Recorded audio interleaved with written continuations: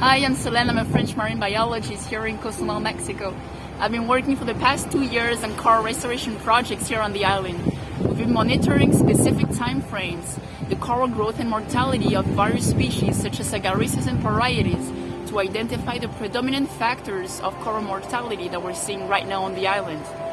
We also are developing tools for coral restoration practitioners, such as sedimentation traps that are more adapted to these kind of structures.